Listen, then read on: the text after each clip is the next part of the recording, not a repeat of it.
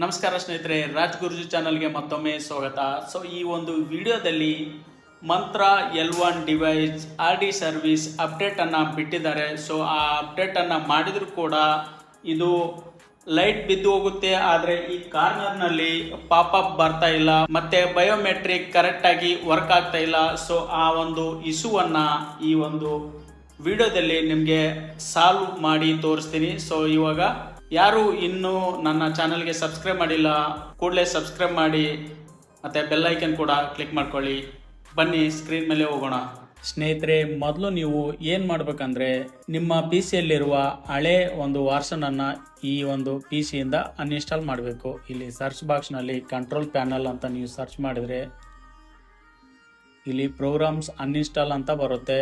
So ಇದನ್ನು click ಮಾಡಿದರೆ ಡೈರೆಕ್ಟಾಗಿ ನಿಮ್ಮ ಪಿ ಸಿಯಲ್ಲಿ ಇನ್ಸ್ಟಾಲ್ ಆಗಿರುವ ಎಲ್ಲ ಪ್ರೋಗ್ರಾಮ್ ಇಲ್ಲಿ ತೋರಿಸುತ್ತೆ. ಹಳೆ ವರ್ಷನ್ ಆಗಿದ್ದರೆ ನೀವು ಇಲ್ಲಿ ಅನ್ಇನ್ಸ್ಟಾಲ್ ಮಾಡಬೇಕು.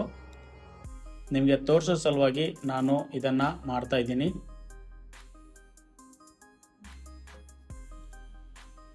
ಸೊ ಇದು ಕೂಡ ನೀವು ಅನ್ಇನ್ಸ್ಟಾಲ್ ಮಾಡ್ಕೊಳ್ಳಿ. ಸೊ ಇವಾಗ ಒಂದು ಸಾರಿ ನಿಮ್ಮ ಪಿ ಸಿಯನ್ನು ರೀಸ್ಟಾರ್ಟ್ ಮಾಡಬೇಕು. ಸೊ ಇವಾಗ ನಿಮ್ಮ ಪಿ ಸಿ ರೀಸ್ಟಾರ್ಟ್ ಆದಮೇಲೆ ಯಾವುದಾದ್ರೂ ಒಂದು ಬ್ರೌಸರನ್ನು ಓಪನ್ ಮಾಡಿ ಇಲ್ಲಿ ಮಂತ್ರ L1 RD ಸರ್ವಿಸ್ ಡ್ರೈವ್ ಅಂತ ನೀವು ಕ್ಲಿಕ್ ಮಾಡಿದ್ರೆ ಡೈರೆಕ್ಟ್ ಇಲ್ಲೊಂದು ವೆಬ್ಸೈಟ್ ಬರುತ್ತೆ, ಮಂತ್ರ ಸಾಫ್ಟ್ನೆಟ್ ಇಂಡಿಯಾ ಪ್ರೈವೇಟ್ ಲಿಮಿಟೆಡ್ ಅಂತ. ಸೊ ಇದ್ರ ಮೇಲೆ ನೀವು ಕ್ಲಿಕ್ ಮಾಡಿದ್ರೆ ಡೈರೆಕ್ಟ್ ನಿಮಗೆ ಆಫಿಷಿಯಲ್ ವೆಬ್ಸೈಟ್ ಓಪನ್ ಆಗುತ್ತೆ. ಇಲ್ಲಿ MFS 110 L1 ಅಂತ ಇರುತ್ತೆ. ಸೊ ಇದ್ರ ಮೇಲೆ ನೀವು ಕ್ಲಿಕ್ ಮಾಡಿದ್ರೆ ಇಲ್ಲಿ RD ಡ್ರೈವರ್ ಅಂತ ಇರುತ್ತೆ. ಸೊ ಇಲ್ಲಿ RD ಸರ್ವಿಸ್ ಮತ್ತು ಇಲ್ಲಿ ಡ್ರೈವರ್ ಅಂತ ಇರುತ್ತೆ. ಈ ಡ್ರೈವರನ್ನು ನೀವು ಡೌನ್ಲೋಡ್ ಮಾಡ್ಕೋಬೇಕು.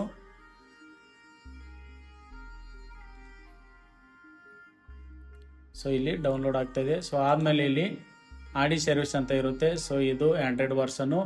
ಇದರಲ್ಲಿ 3 ಲಿಂಕ್ ಕೊಟ್ಟಿದ್ದಾರೆ. 3 ಒಂದೇ MB ಇರುತ್ತೆ, 173.451 MB ಅಂತ ಇರುತ್ತೆ. ಸೊ ಎಲ್ಲ ಸೇಮ್ ಇರುತ್ತೆ. 1.5.1 ವರ್ಷನ್ ಇದೆ, ಒಂದೇ ವರ್ಷನ್ ಇದೆ. ಸೊ ಯಾವುದಾದ್ರೂ ಒಂದನ್ನು ನೀವು ಡೌನ್ಲೋಡ್ ಮಾಡ್ಕೋಬೇಕು. ಸೊ ಡೌನ್ಲೋಡ್ ಆದಮೇಲೆ ಈ ಥರ 2 ಆ್ಯಪ್ ಬರುತ್ತೆ. ಇವಾಗ ಮೊದಲು ಈ ಡ್ರೈವರನ್ನು ನೀವು ರನ್ ಆ್ಯಸ್ ಎ ಅಡ್ಮಿನಿಸ್ಟ್ರೇಟರ್ ಅಂತ ಇರುತ್ತೆ. ಸೊ ಇಲ್ಲಿ ಇನ್ಸ್ಟಾಲ್ ಮಾಡಬೇಕು. ಒಂದು ವೇಳೆ ಹಳೆ ವರ್ಷನ್ ಏನಾದರೂ ಇದ್ದರೆ ಇಲ್ಲಿ ಅನ್ಇನ್ಸ್ಟಾಲ್ ಮಾಡೋ ಒಂದು ಆಪ್ಷನ್ ಬರುತ್ತೆ, ಅದನ್ನು ಕ್ಲಿಕ್ ಮಾಡಿ ಇನ್ಸ್ಟಾಲ್ ಮಾಡ್ಕೊಳ್ಳಿ. ಅದಾದಮೇಲೆ ಇಲ್ಲಿ RD ಸರ್ವಿಸ್ 1.5.1 ವರ್ಷನ್ ಇರುತ್ತೆ. ಸೊ ಇದು ಕೂಡ ರನ್ ಆ್ಯಸ್ ಎ ಅಡ್ಮಿನಿಸ್ಟ್ರೇಟರ್ ಅಂತ ನೀವು ಕ್ಲಿಕ್ ಮಾಡಿ ಇನ್ಸ್ಟಾಲ್ ಮಾಡ್ಕೊಳ್ಳಿ. ಇನ್ಸ್ಟಾಲ್ ಆದಮೇಲೆ ಫಿನಿಶ್ ಅಂತ ನೀವು ಕ್ಲಿಕ್ ಮಾಡ್ಕೋಬೇಕು.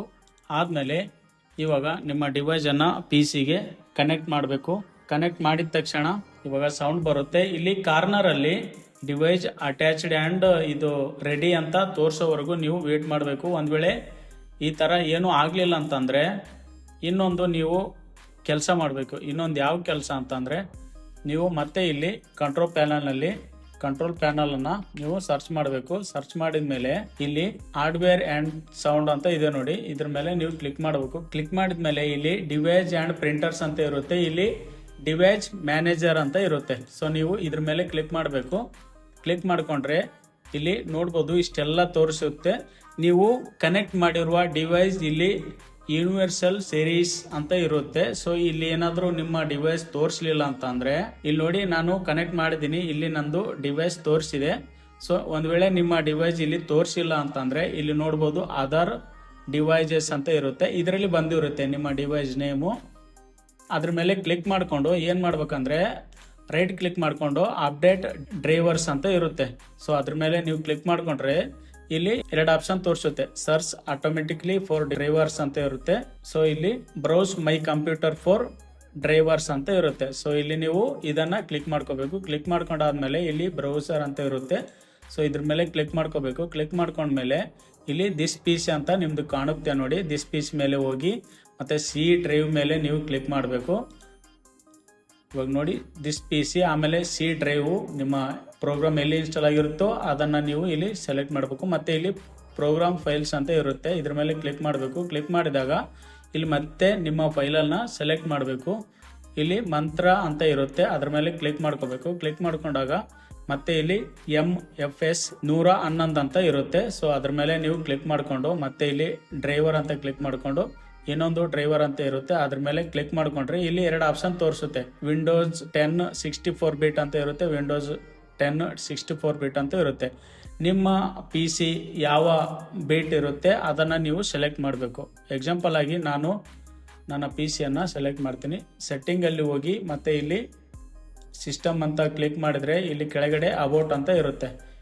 ಇದ್ರ ಮೇಲೆ ಕ್ಲಿಕ್ ಮಾಡಿದ್ರೆ ಇಲ್ಲಿ ನೋಡ್ಬೋದು 64 ಬಿಟ್ ಅಂತ ಇರುತ್ತೆ ಆಪ್ರೇಟಿಂಗ್ ಸಿಸ್ಟಮ್. ನಿಮ್ಮದು ಕೂಡ ಸೇಮ್ ಅದೇ ಥರ ಇರುತ್ತೆ. ಒಂದು ವೇಳೆ 32 ಇದ್ದರೆ ಇದನ್ನು ಕ್ಲಿಕ್ ಮಾಡಿ, 64 ಇದ್ದರೆ ಇದನ್ನು ಕ್ಲಿಕ್ ಮಾಡಿ. ಸೊ ಇವಾಗ ನೀವು ಇದನ್ನು ಕ್ಲಿಕ್ ಮಾಡಿಕೊಂಡ್ರೆ 64 ಬೀಟನ್ನು ಕ್ಲಿಕ್ ಮಾಡಿಕೊಂಡು ಓಕೆ ಅಂತ ಕ್ಲಿಕ್ ಮಾಡಿ ಇಲ್ಲಿ ನೆಕ್ಸ್ಟ್ ಅಂತ ಕೊಡಿ.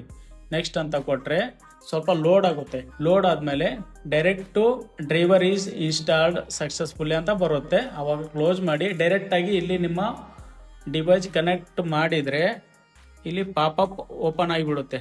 ಡೈರೆಕ್ಟ್ ಈ ಥರ ಡಿವೈಸ್ ಅಟ್ಯಾಚ್ಡ್ ಅಂತ ಪಾಪಪ್ ಬರುತ್ತೆ. ಈ ಥರ ಡಿವೈಸ್ ಅಟ್ಯಾಚ್ಡ್ ಅಂತ ಪಾಪಪ್ ಬಂದು ಇಲ್ಲಿ framework is ready to use ಅಂತ ಬರುತ್ತೆ. ಸೊ ಈ ಥರ ಬಂದರೆ ನೀವು ನಿಮ್ಮ RD ಸರ್ವಿಸ್ ಸಕ್ಸಸ್ಫುಲ್ ಆಗಿ ಇನ್ಸ್ಟಾಲ್ ಮಾಡಿದ್ದೀರಾ ಅಂತ ಅರ್ಥ. ಇವಾಗ ಒಂದು ಎಕ್ಸಾಂಪಲ್ ಆಗಿ ನಿಮಗೆ CSC ಅಕೌಂಟ್ ಅಂತ ನೀವು ಸರ್ಚ್ ಮಾಡಿದರೆ ಡೈರೆಕ್ಟಾಗಿ ಗೌರ್ಮೆಂಟ್ ಅಂತ ಬರುತ್ತೆ. ಇಲ್ಲಿ ನಿಮ್ಮ CSC ಅಕೌಂಟ್ ನಂಬರನ್ನು ಹಾಕಿ ಮತ್ತು ಕ್ಯಾಪ್ಚಾನ ಹಾಕಿ ಈ ಥರ ಮಾಡಿ ನೀವು ಸಬ್ಮಿಟ್ ಅಂತ ಕೊಟ್ಟರೆ ಡೈರೆಕ್ಟಾಗಿ ನಿಮ್ಮ RD ಸರ್ವಿಸ್ ಇಲ್ಲಿ ಕ್ಯಾಪ್ಚಾ ಆಗುತ್ತೆ.